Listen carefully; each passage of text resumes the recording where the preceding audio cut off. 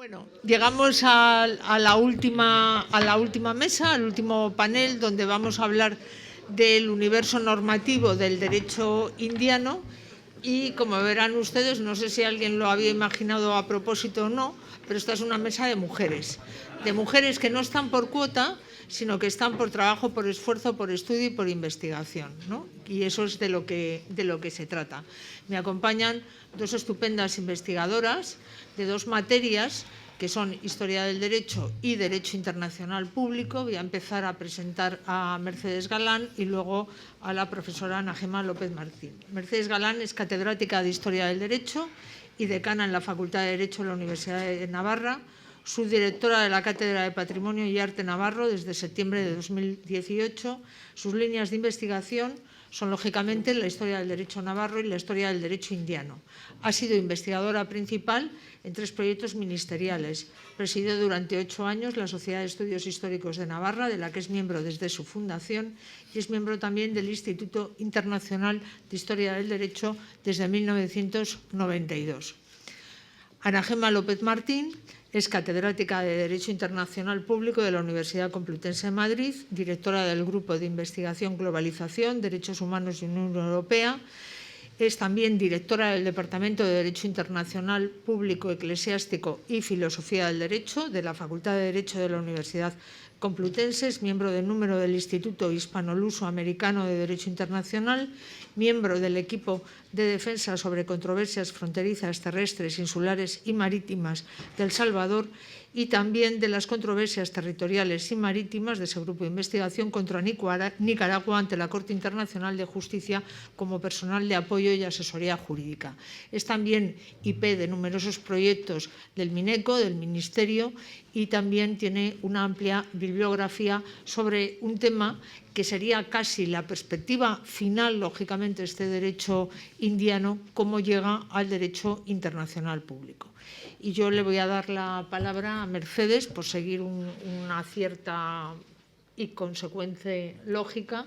Y Mercedes, cuando quieras. Muchas gracias, Consuelo. Bueno, en primer lugar, manifestar mi agradecimiento al Instituto de Estudios Americanos CEU-CEFAS, así como a Proeduca y a Casa de América, que nos ha acogido. Y muy especialmente mi gratitud hacia la presidenta de esta mesa, la profesora Consuelo Martínez Cicluna y Sepúlveda, por su invitación para estar en este seminario. Decir a todos los ponentes que he tenido la ocasión de oír desde esta mañana que ha sido un lujo escucharles, me ha encantado y la verdad que este es un seminario de nivel, por lo cual felicito pues, especialmente a los organizadores y muy particularmente a Consuelo.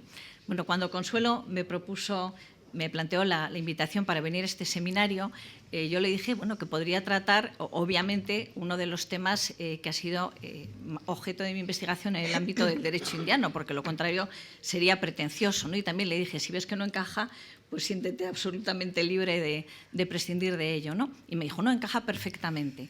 Bien, ¿sobre qué he trabajado yo, sobre todo en el ámbito del derecho indiano? He trabajado parte de derecho criollo, pero también lo que fue la tarea recopiladora del derecho indiano.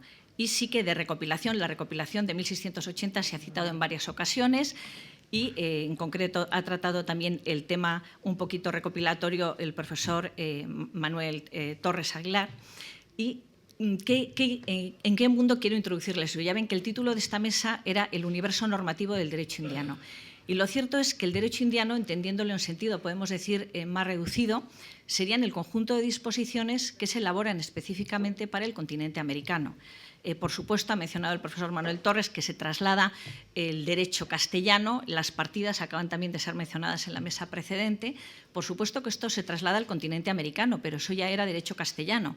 Y no debemos también olvidar que el territorio americano, como también se ha señalado, se incorpora inicialmente como bienes gananciales, la donación papal es a los reyes católicos, pero después va a quedar para la corona de Castilla y León.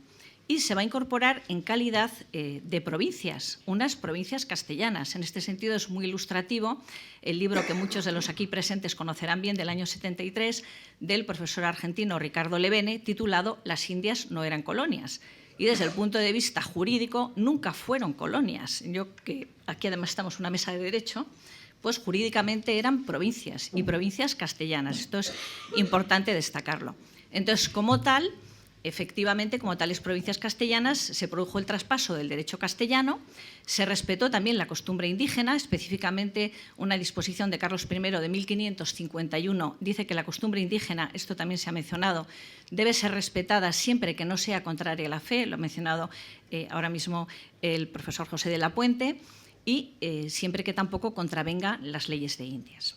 Bien, ¿cómo se conoce qué leyes específicas se hicieron para el continente americano? Porque, como dice un personaje del que les voy a hablar, Antonio de León Pinelo, lo cierto es que las leyes tienen que ser justas, pero deben ser manifiestas y públicas para que se puedan aplicar correctamente. Es decir, deben ser conocidas especialmente por los que deben ser sus aplicadores.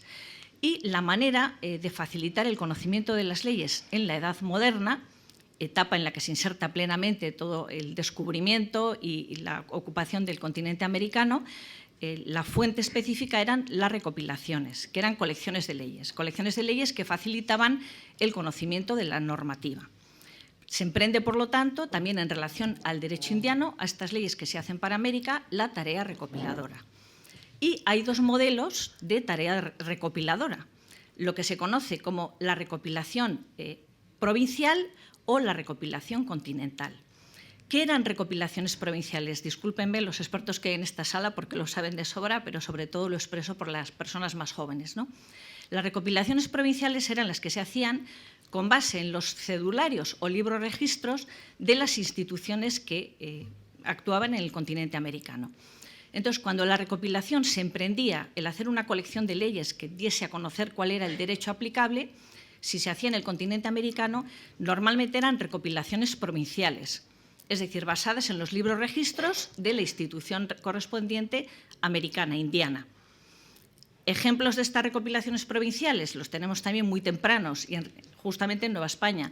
El conocido cedulario de Vasco de Puga, oidor de la Audiencia de México, que por encargo del virrey Luis de Velasco, hace el encargo en el año 1560, hace una recopilación que se publica en 1563. Otro ejemplo, también de Nueva España, la obra de Alonso de Zorita, que se titula Cedulario y que también se publicó en 1574. En los dos casos, obras magníficas, pero que daban a conocer las disposiciones que habían llegado específicamente a Nueva España. Simultáneamente, se estaba emprendiendo aquí, en España, en el continente, podemos decir, también la obra recopiladora, pero en el seno de la institución oficial encargada de todo lo relativo al continente americano, que era el Consejo de Indias. La obra recopiladora en el Consejo de Indias se inicia en la segunda mitad del siglo XVI y tiene la diferencia sustancial de que es un tipo de obra de carácter continental. Es decir, ¿qué se va a recopilar? Se va a recopilar las disposiciones que se han hecho para todo el continente americano.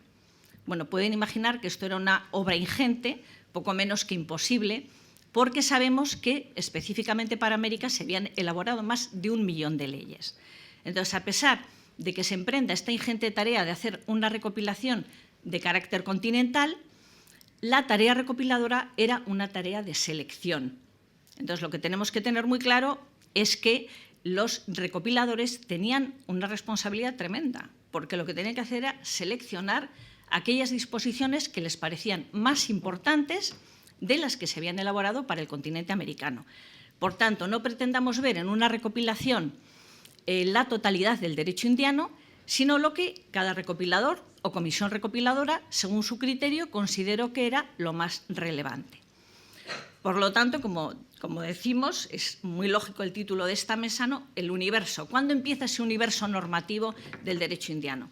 También se ha mencionado antes, con las propias capitulaciones de Santa Fe que se suscriben con Colón. Este sería, podemos decir, la primera norma para América. ¿Por qué? Porque en esas capitulaciones, y esto también se ha mencionado hoy, Cristóbal Colón pidió los cargos de almirante, virrey y gobernador que se le concedieron. Es decir, en virtud de estas capitulaciones se nombra la primera autoridad para América. Y después de las capitulaciones están las bulas alejandrinas, que también debemos considerar fuente del derecho indiano, puesto que señalan, lo que he dicho hace un momento, la incorporación de esas tierras a la corona de Castilla y León una vez muertos los reyes católicos, y siguen las leyes de Burgos y toda la serie de normas, muchas de las cuales se han citado hoy en esta jornada, ¿no? Bien, sabiendo esto, es importante saber cuál fue esta labor de selección, ¿no? Bien, la cuestión, este es el personaje, digamos, estrella del que les voy a hablar, ¿no? La cuestión es que nos vamos a fijar, entonces, en la tarea recopiladora que se emprende aquí en España en el Consejo de Indias.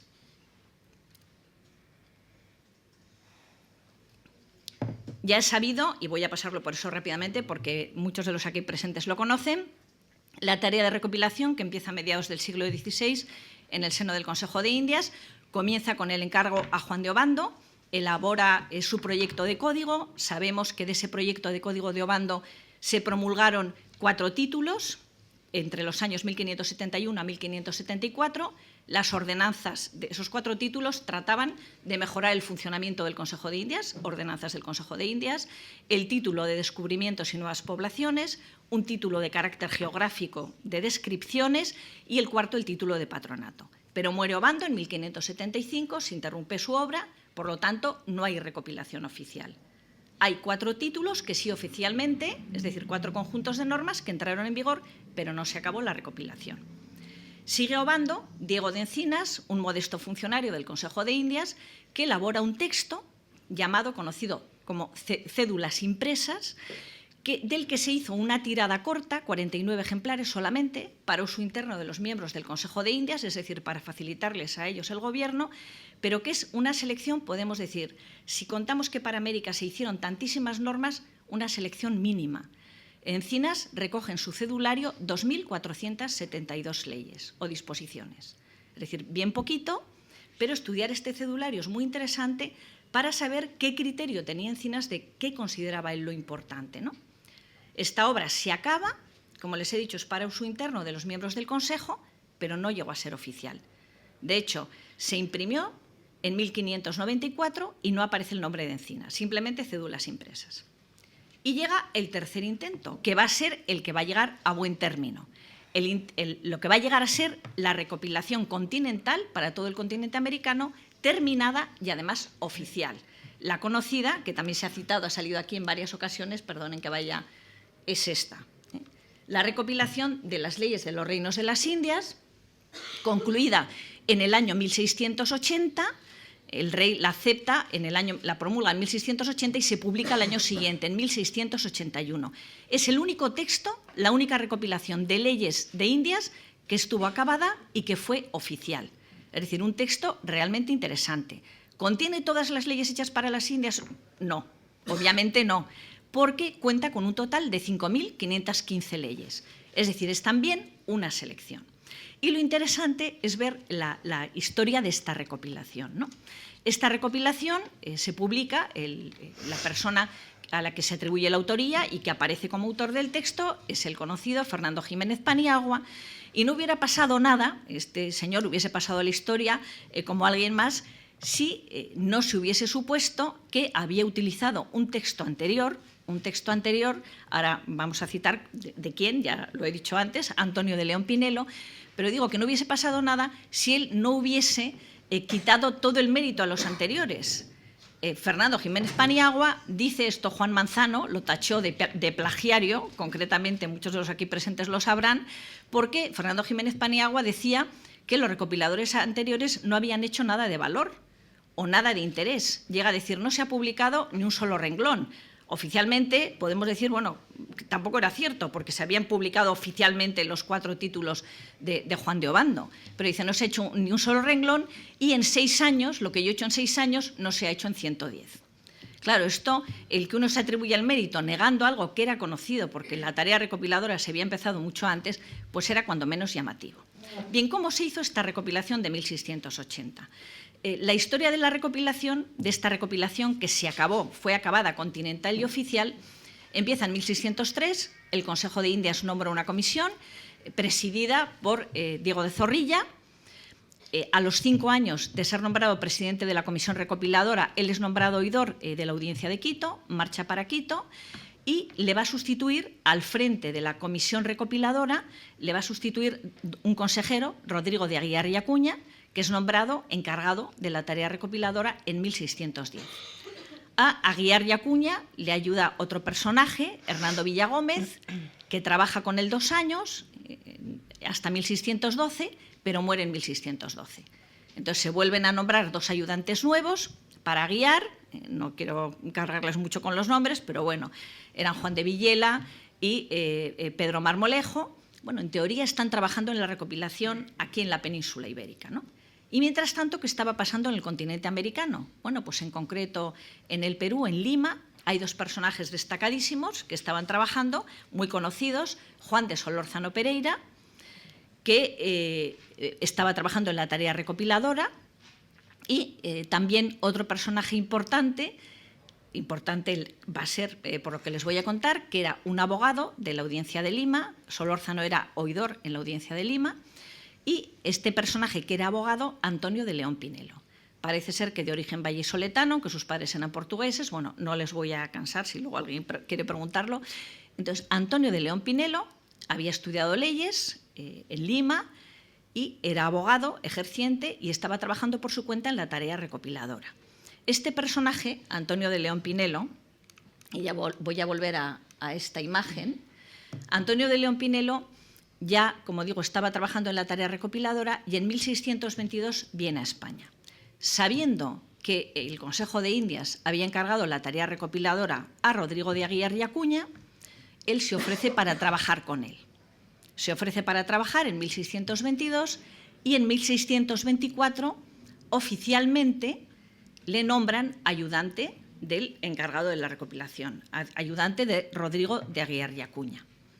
No era nada raro que le hubiesen nombrado ayudante, porque Antonio de León Pinelo ya era un jurista prestigioso y el año anterior, en 1623, había publicado una obra titulada Discurso sobre la importancia, forma y disposición de las leyes de las Indias Occidentales. Y ahí decía, entre otras cosas, cómo debía ser una recopilación, todo un decálogo de cómo debía hacerse adecuadamente una recopilación, hacía una propuesta de temas, una propuesta de orden, decía esto que les he dicho yo al comienzo, que las leyes, para llegar a ser aplicadas, no solo deben ser justas, sino manifiestas y públicas, y que por eso era importante el tener un texto público oficial del que se pudiese hacer uso. Por tanto, no era nada raro que en 1624 oficialmente le nombren ayudante.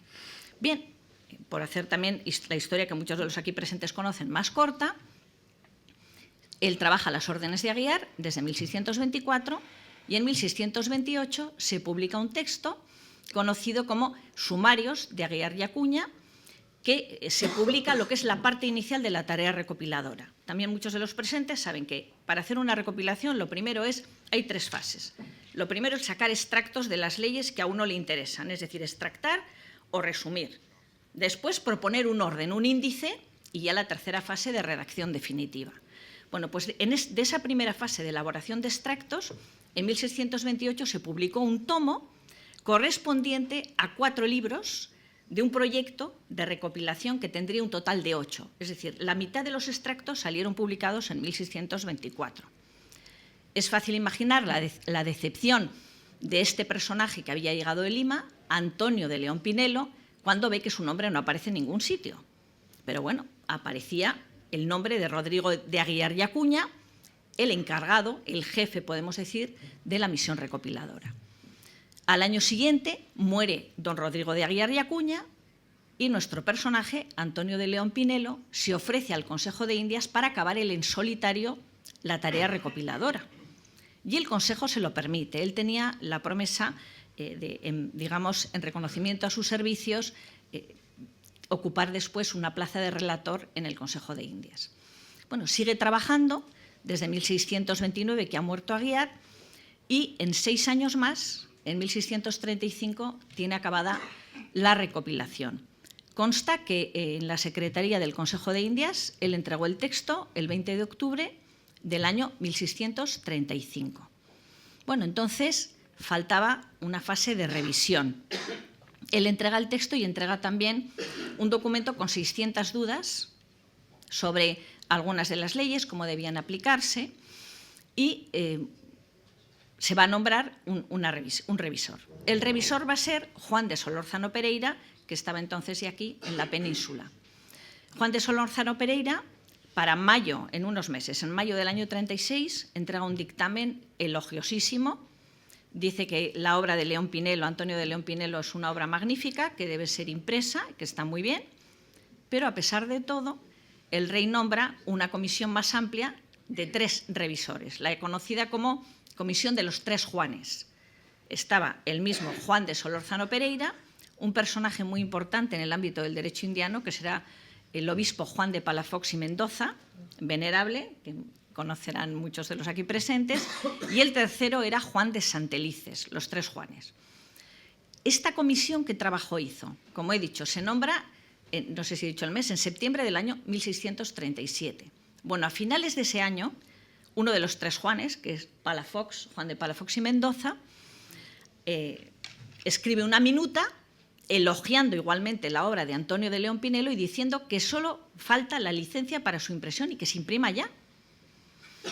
También hay testimonios en el mismo sentido del propio León Pinelo, años después, 2 años antes de morir, 1658, donde él dice que los 3 Juanes estaban de acuerdo en que la obra se imprimiese. Bueno, entonces, ¿qué pasa? Es decir, la obra estaba terminada en 1635, lista para imprimir en el 37 y no llegó a imprimirse nunca. Entonces, bueno, era por la falta de fondos de la monarquía.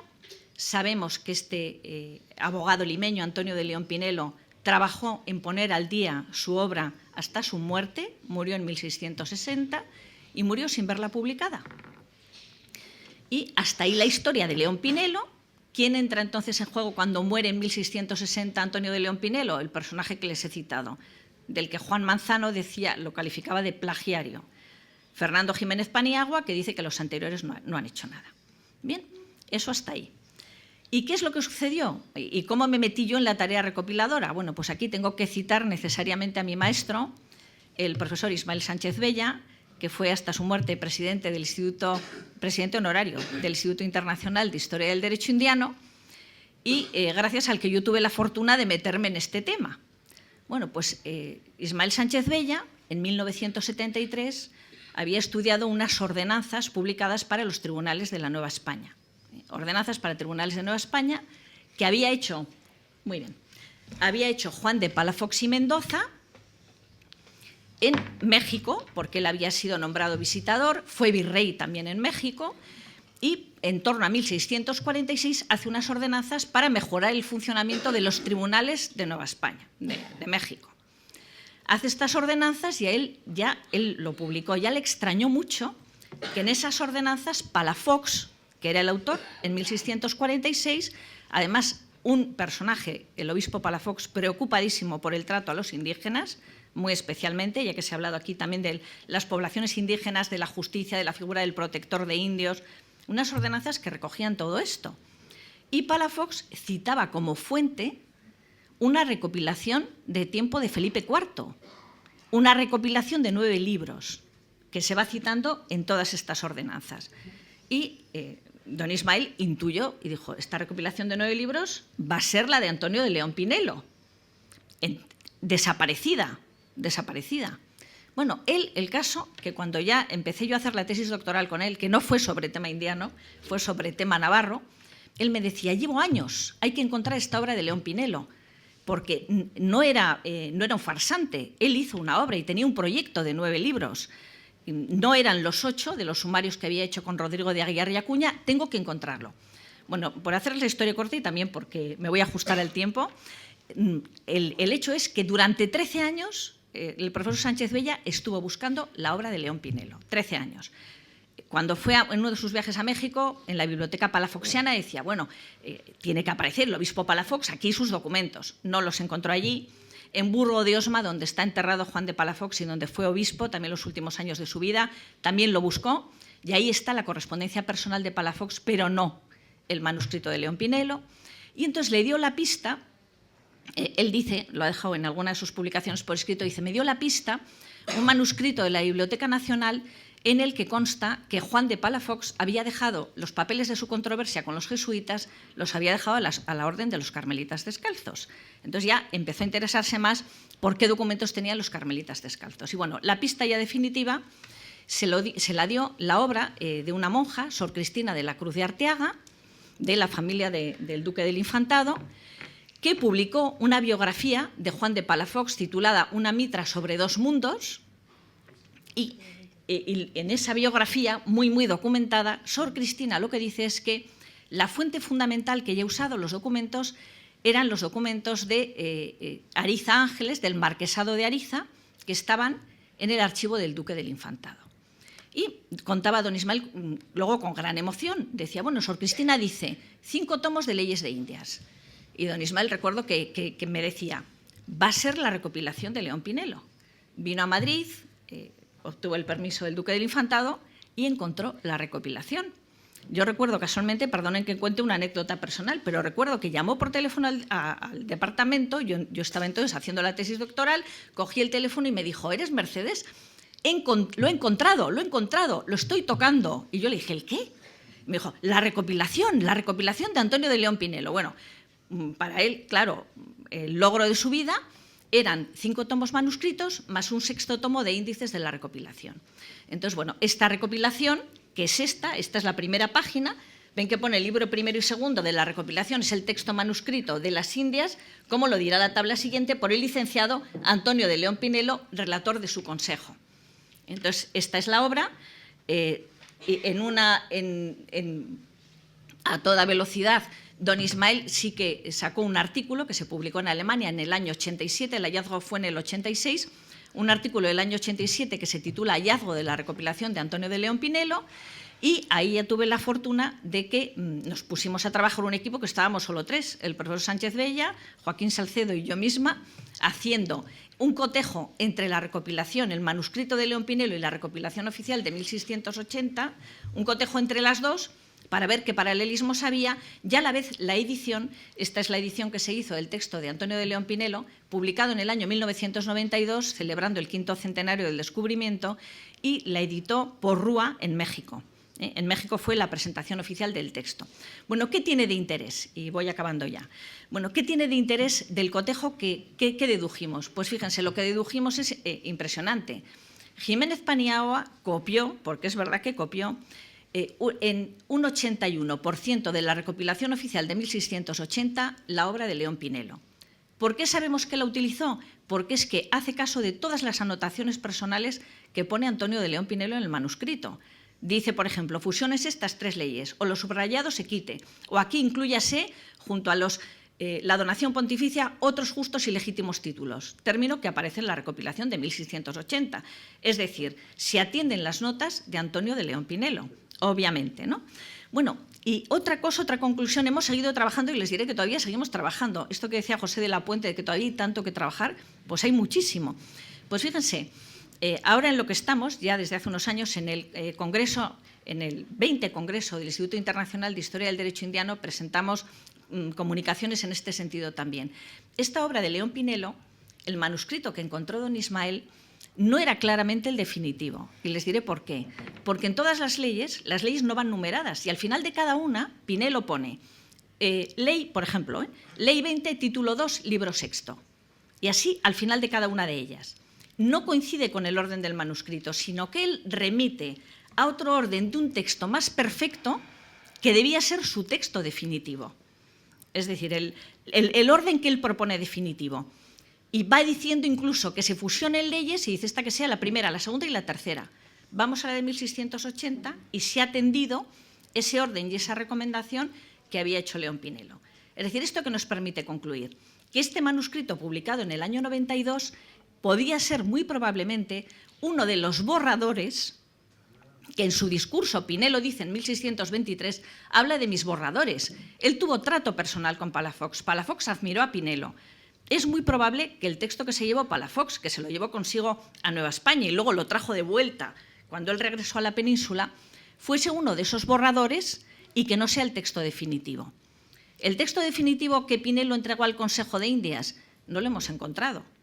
No se sabe si Jiménez Paniagua, ya no quiero echar más barro encima de Jiménez Paniagua, del que ya ha hecho Juan Manzano, no lo he echado yo, ¿no? Pero quiero decir, ¿lo hizo desaparecer él? ¿Todavía no ha aparecido? ¿Alguien lo puede encontrar igual que apareció este manuscrito? Bueno, pues podría ser. Yo con esto termino dejando este interrogante y diciéndoles que es interesantísimo. La recopilación es fundamental, porque lo que les he dicho al principio, señala el criterio que tenían los recopiladores para decir qué es lo más importante de lo que se ha hecho para América. Y todo lo que se ha comentado hoy, del protector de los indios, del acceso a la justicia de los indígenas, de la protección de los indígenas, de que no trabajen los menores de 14, de que se les pague el salario debido, de que se respeten los pueblos de indios con su cacique. Todo eso está en la recopilación. Y mucho más que no está. Yo creo que muchísimas gracias. Nada más.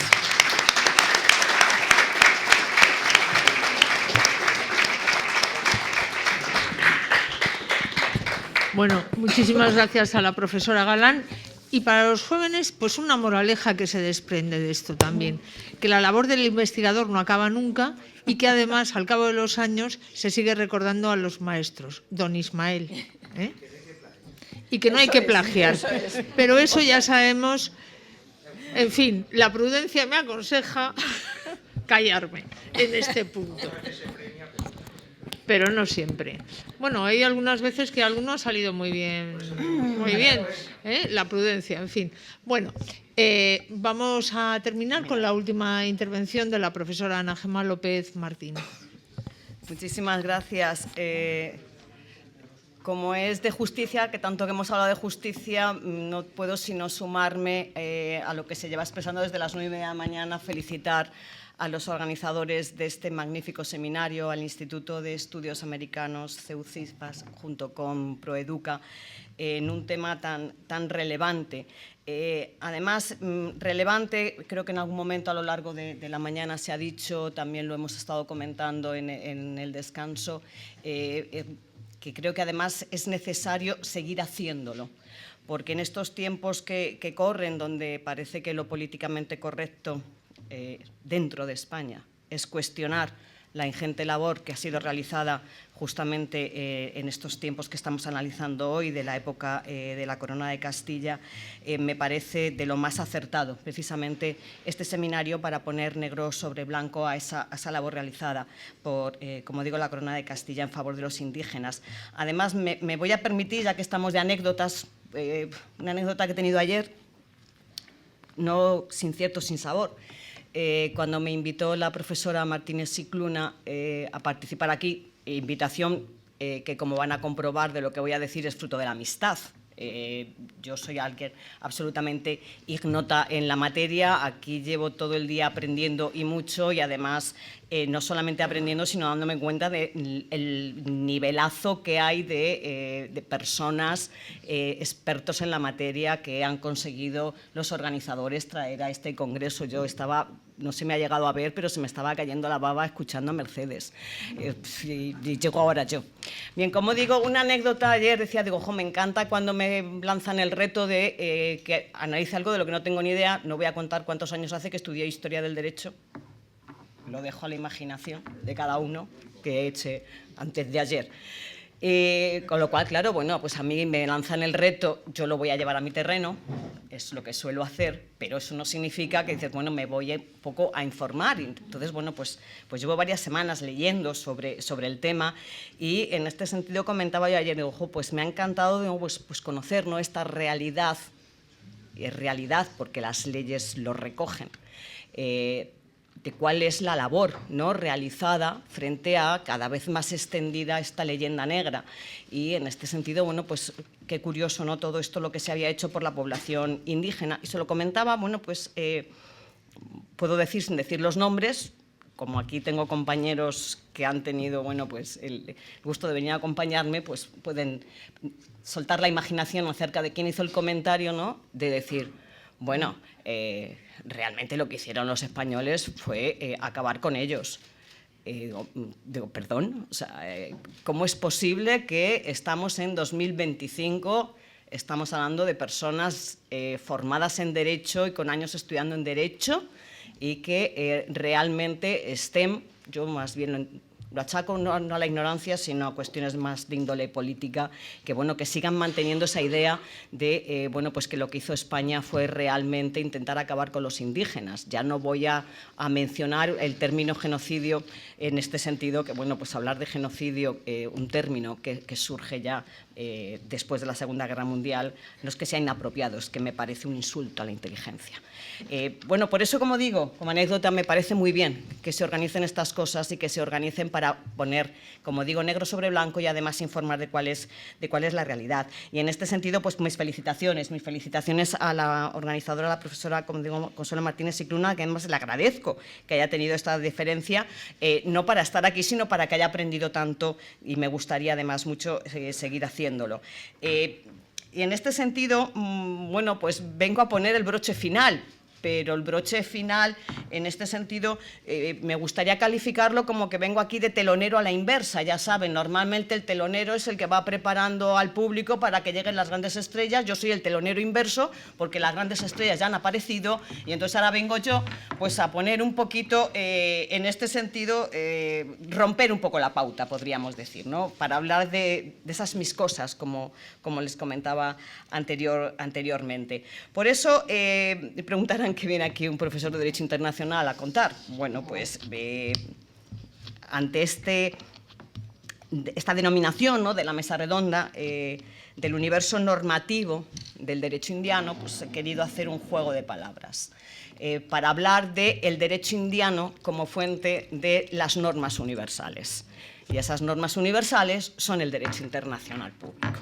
Y de esa manera quiero poner el acento, intentaré ser lo más breve posible para no aburrir más de la cuenta con estas cosas a las que nos dedicamos los de Derecho Internacional.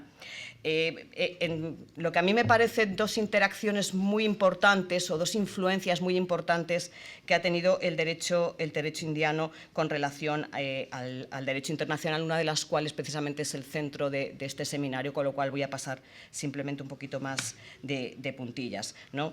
Poner de manifiesto cómo esas leyes gestadas desde finales del siglo XV hasta, bueno, pues más o menos la mitad del siglo XIX, han sido precursoras de lo que posteriormente ha quedado recogido en normas universales que componen el derecho internacional actual.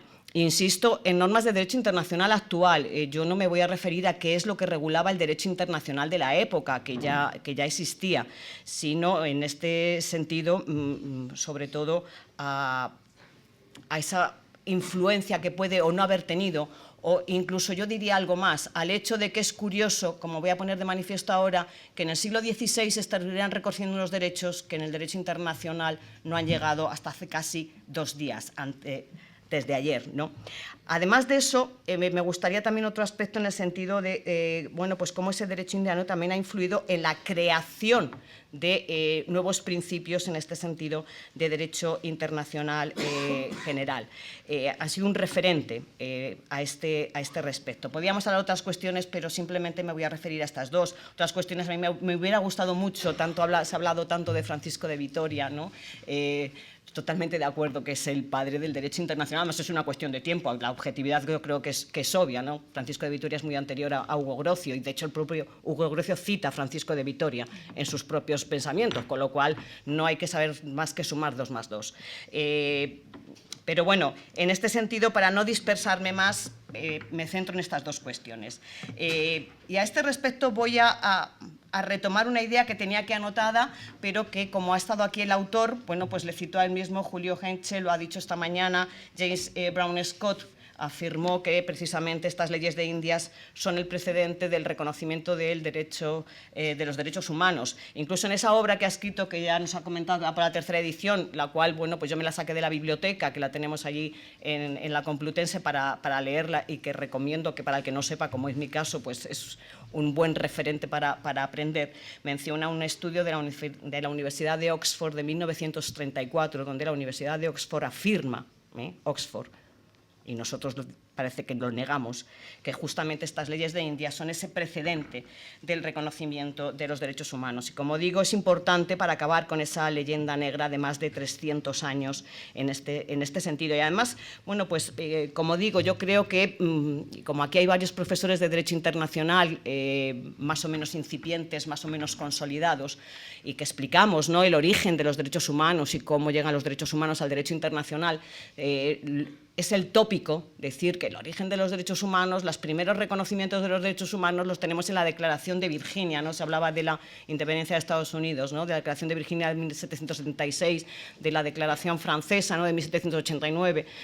Yo suelo citar como un documento anterior el Bill of Rights de Reino Unido, donde reconocía derechos, pero solo a los ingleses, los demás no tenían derechos. Bueno, pues yo creo que en este sentido, creo que lo que deberemos empezar por explicar es que justamente es en este derecho indiano, en estas leyes de Indias, donde se empieza a hablar de que la persona tiene derechos en este sentido. Y se ha mencionado a lo largo del día cómo son las leyes de Burgos, ¿no? De 1512 y posteriormente las ordenanzas de Valladolid de 1513, las que reconocieron que toda persona, por el hecho de nacer libre, tiene unos derechos inherentes e inalienables. Siglo XVI, los españoles, ni los ingleses, ni los americanos, ni los franceses. Yo creo que a partir de ahora vamos a empezar a explicar, cuando expliquemos los derechos humanos, cuál es ese primer reconocimiento. Además, al hilo de Francisco de Vitoria, también en 1540, Carlos I convocó una junta de la Universidad de Salamanca precisamente para defender la existencia, ¿no? De esos derechos universales de todos los seres humanos que ninguna otra persona podía eliminar. Ahí tenemos el origen. Esto no llega al derecho internacional hasta 436 años después, con la Declaración Universal de 10 de diciembre de 1948. Es cierto que la idea de derechos humanos que tenemos ahora, la idea de derechos moderna, no es la que se tenía en esa época, pero realmente lo que nos interesa, que es el componente, ¿no?, de lo que se estaba reconociendo, casa perfectamente en este sentido. ¿Qué es lo que me resulta más destacable y además a lo largo del día de hoy se ha puesto de manifiesto? Y bueno, pues como esta broche final, recordarlo. Bueno, pues se hablaba de la reina Isabel la Católica, ¿no?, como su testamento de 1504 es en el que justamente determina que una cuestión muy importante, sobre la cual voy a hablar ahora, que los indios sean los propietarios de sus tierras, que les pertenecían con anterioridad a los colonizadores, como se establecía también que los indios eran libres. Otra cuestión muy importante, se ha pasado un poquito de soslayo y a mí, sobre todo teniendo en cuenta la evolución del derecho internacional posterior, me parece muy importante destacar. En 1514, Fernando el Católico expide una orden real por la que se validan los matrimonios entre cristianos y nativos, los matrimonios interraciales, interreligiosos. No se ha puesto el acento, y voy a decir por qué. En Francia estaban prohibidos, y si nos tenemos en cuenta la evolución, en Estados Unidos, hasta 1967 no se ha dado validez a este tipo de matrimonios interraciales. Si nos vamos a Sudáfrica, hasta 1985 no se daba validez a este tipo de matrimonios. En el siglo XVI ya se hacía en la corona. Para que nos hagamos una idea de que esto no ha sido reconocido hasta hace 2 días, Suecia, la gran Suecia, tan progresista, hasta 1970 no permitía a los católicos que fueran funcionarios públicos. Y en cambio del derecho indiano estaba reconociendo la igualdad, para que veamos la importancia. Otro aspecto que, como digo, se ha mencionado y a mí me parece muy interesante. El 20 de noviembre de 1542 se promulgan las nuevas leyes de India en las que se prohíbe la esclavitud de los indios y se ordenaba que quedaran libres. Prohibir la esclavitud, cuando lo normal era esclavizar, me parece en este sentido también un hito muy importante en lo que es este reconocimiento de la actividad de las tierras. Hemos hablado del trabajo, de la prohibición del trabajo, el derecho al descanso, el salario justo. Todo ello, como digo, hemos tenido ocasión de escuchar y en este sentido muy bien explicado, muy bien documentado todos los derechos. Justamente en este sentido lo mencionó Julio Hentze y la mesa anterior, Mauricio y José estaban hablando de ello.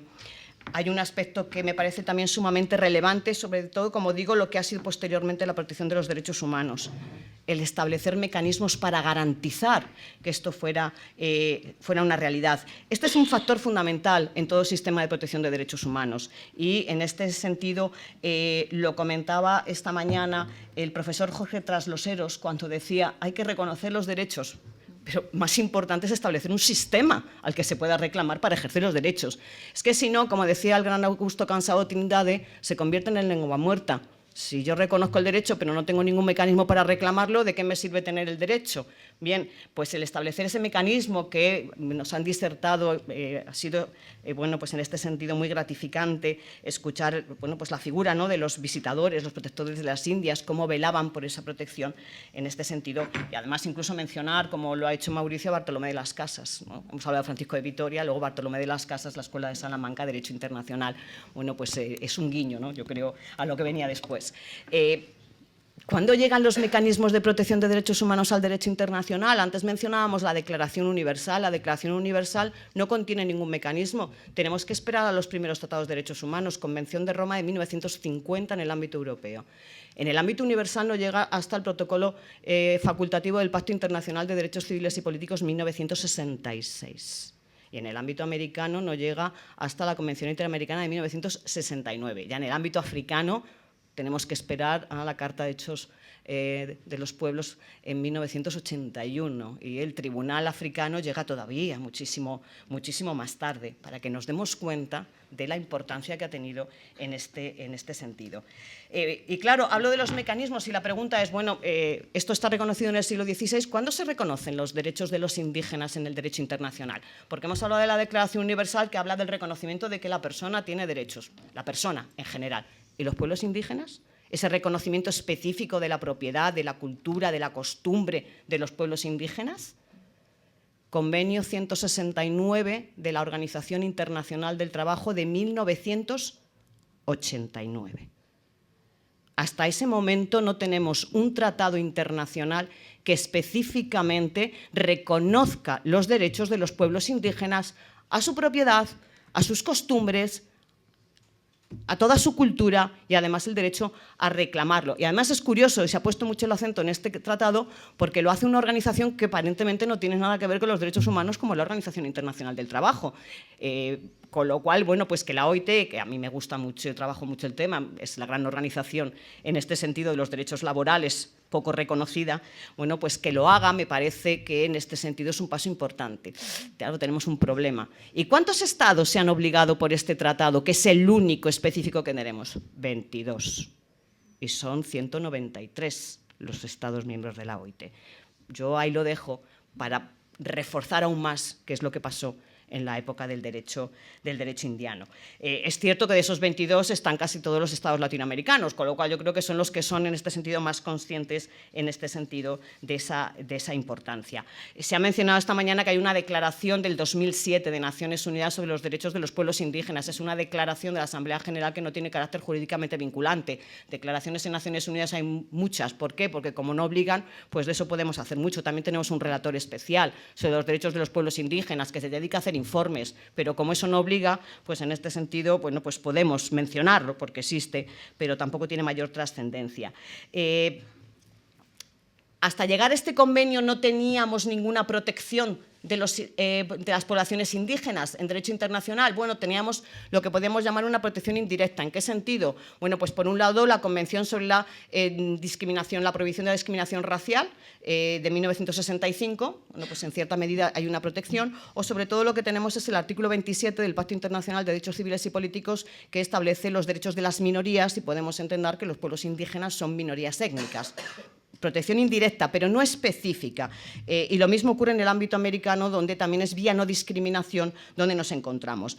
¿El reconocimiento dónde ha venido? Bueno, pues curiosamente el reconocimiento específico no ha venido hasta el siglo XXI.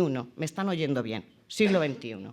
¿Y por dónde ha venido? Corte Interamericana de Derechos Humanos, que es sin duda la más progresista en esta materia. La Corte Interamericana de Derechos Humanos, ha reconocido legitimación activa para directamente los indígenas como pueblo, poder demandar a los estados por violación de sus derechos como población indígena. Y el primer caso relevante es el caso Mañanga contra Nicaragua, de 2001. Posteriormente tenemos dos casos contra Paraguay, de la comunidad indígena Yaqueyaxa y Yacach de 2005 y 2010, donde condena a la Corte Interamericana a estos estados porque no ha respetado el derecho a la propiedad de las comunidades indígenas. Siglo XXI. Hay una evolución muy importante. Antes hablábamos del sistema africano, donde precisamente habla de los derechos humanos y de los pueblos, donde se reconoce que es un hito, lo ha hecho el relator especial de Naciones Unidas sobre los derechos de los pueblos indígenas, una sentencia del 2017 contra Kenia, el caso Ojiek, que es la primera vez que el Tribunal Africano de los Derechos Humanos y de los Pueblos condena, en este caso a Kenia, por haber violado el derecho a la propiedad, el derecho a los recursos naturales y el derecho a la cultura de esta población indígena. Es la vía en la que nos encontramos. Y obviamente hablamos de la esclavitud. La esclavitud ha estado permitida en el derecho internacional hasta bien entrado el siglo XX. El primer tratado es de 1926, donde habla de cooperación, la prohibición no llega hasta 1956. Como ven, es sin duda un precedente sumamente importante en lo que se refiere al derecho indiano. Pero aparte de eso, como les decía, me quería referir a otro aspecto, me voy a salir ya más de lo que se ha hablado hasta ahora, que es la influencia que ha tenido el derecho indiano específicamente en crear normas de derecho internacional, que guarda relación en este sentido con el hecho indiscutible de que las leyes de Indias han pervivido incluso dentro de los estados después de la independencia. Y en este sentido lo que nos hemos encontrado es que ese derecho indiano que muchos estados han seguido tomando como propio ha generado entre ellos normas que se han convertido en normas de derecho internacional. Y yo me voy a referir a uno de ellos muy específico, el principio del uti possidetis iuris.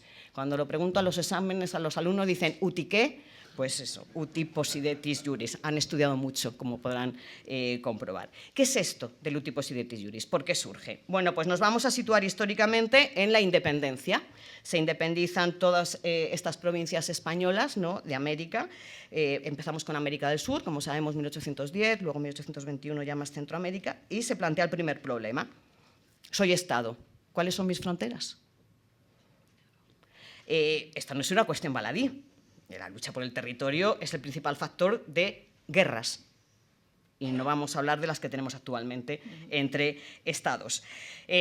Había una necesidad de fijar las fronteras, primero entre ellos, para intentar tener problemas y para tener también fronteras con las todavía potencias que existían, que tenían territorios fronterizos, como era Reino Unido, como era Francia, como era Países Bajos, y con la recién independizada Estados Unidos.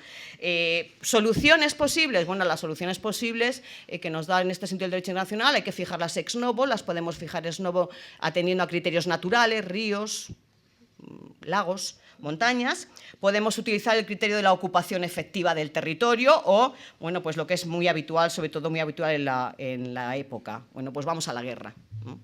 Cualquiera de estas tres posibilidades, desde luego, no se antojaba fácil, menos aún pacífica y sin duda larga.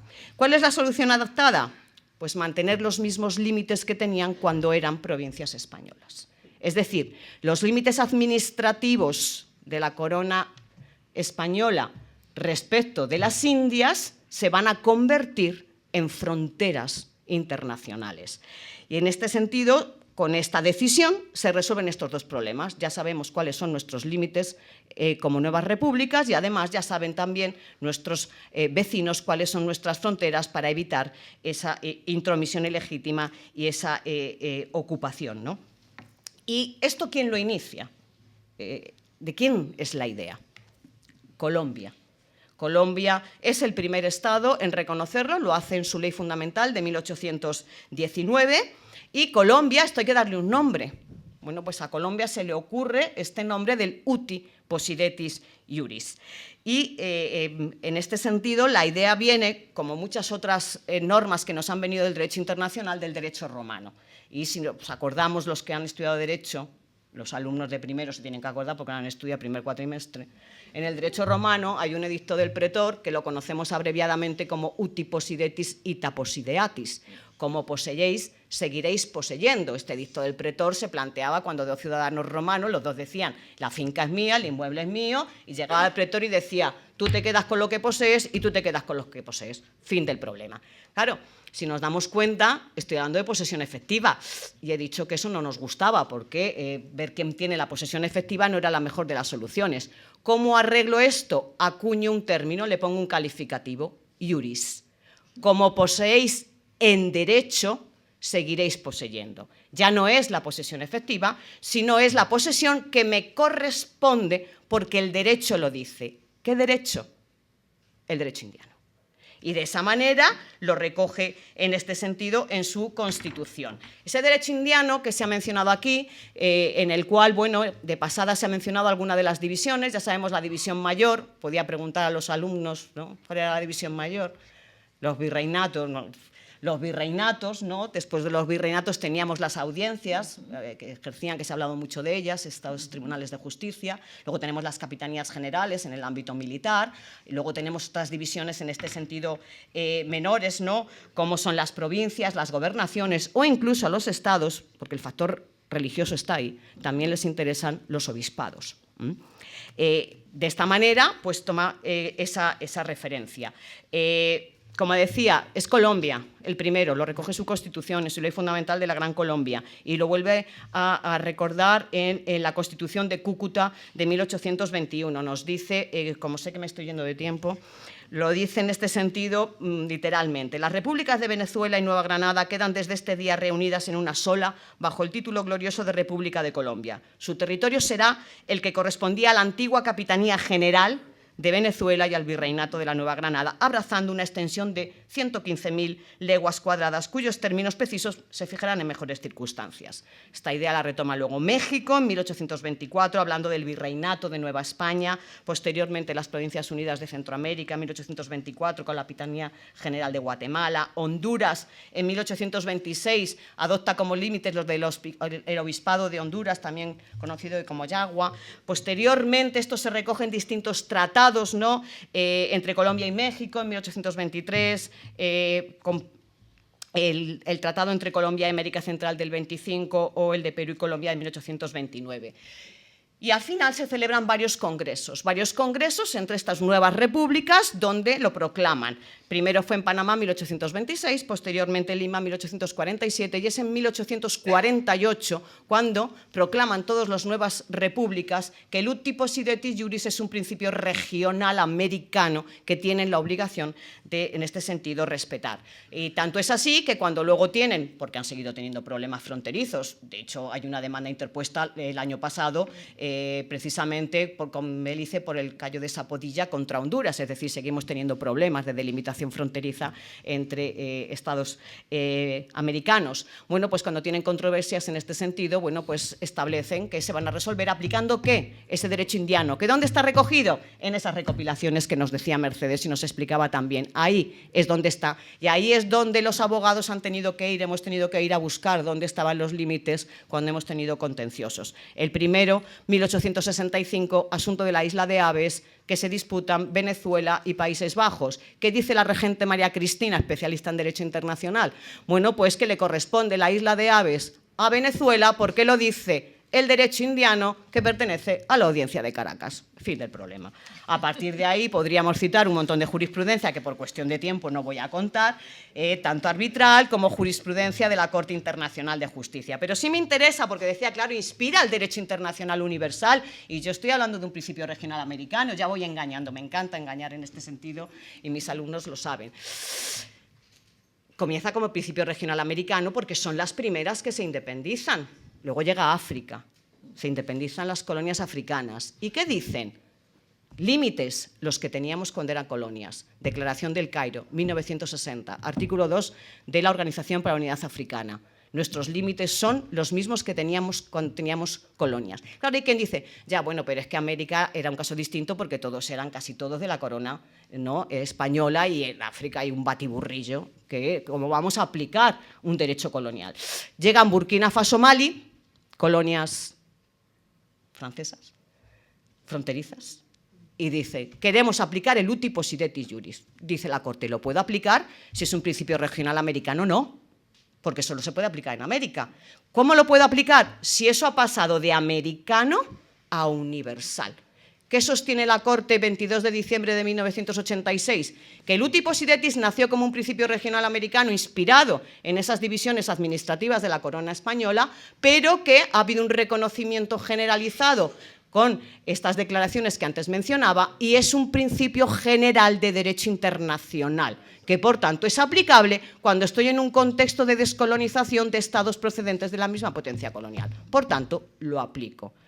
Se ha aplicado en Burkina Faso, Mali, Benín, Níger, otras situaciones importantes. Y además, en este sentido, se ha producido un crecimiento universal hasta tal punto de que estamos dando un contexto colonial. Acuerdos de Alma-Ata, se desintegra la Unión de Repúblicas Socialistas Soviéticas. ¿Y qué dicen los acuerdos de Alma-Ata que a Putin se le han olvidado? que ahora que nos hemos independizado vamos a tener como límites, ahora somos repúblicas independientes, antes estábamos bajo el paraguas de un único Estado, vamos a tener los mismos que teníamos según la Constitución de la URSS cuando éramos repúblicas dentro de la URSS. Y dicen, porque vamos a aplicar el uti possidetis iuris. Nuestras colonias, ahora que nos independizamos, nuestras fronteras, son las que teníamos cuando éramos repúblicas dentro de la Unión de Repúblicas Socialistas Soviéticas. Algo que copia Yugoslavia y algo que copia en 1993 Checoslovaquia, lo cual nos da cuenta de cómo hemos tenido ese crecimiento exponencial. Y un último apunte, 2 minutos. ¿Qué significa el uti possidetis? Pues una de las cosas que recalcan mucho en las nuevas repúblicas americanas es que el uti possidetis, mantener esos límites cuando éramos, provincias españolas, es que ya no hay terra nullius. Y si no hay terra nullius ya no nos pueden volver a colonizar, porque todos tenemos derecho al territorio que nos está correspondiendo.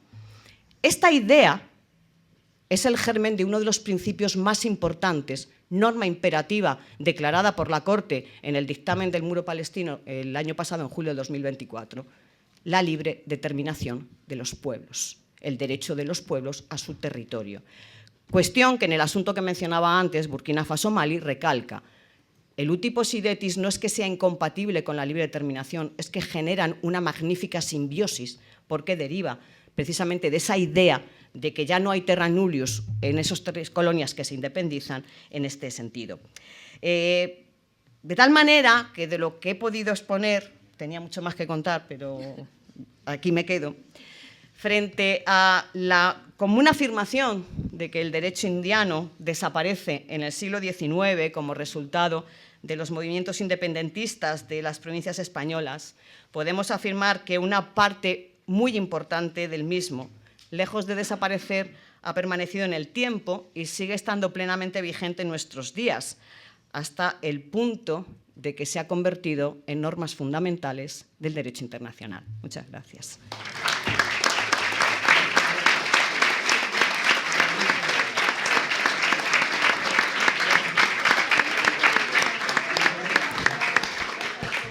Bueno, llegamos al final de la jornada y evidentemente yo no voy a dar una conferencia adicional sobre esta jornada que, como ustedes han podido ver y aprender a lo largo de todo este día, pues ha sido muy densa, ha sido de un nivel muy alto. Muchísimas gracias a todos los ponentes que han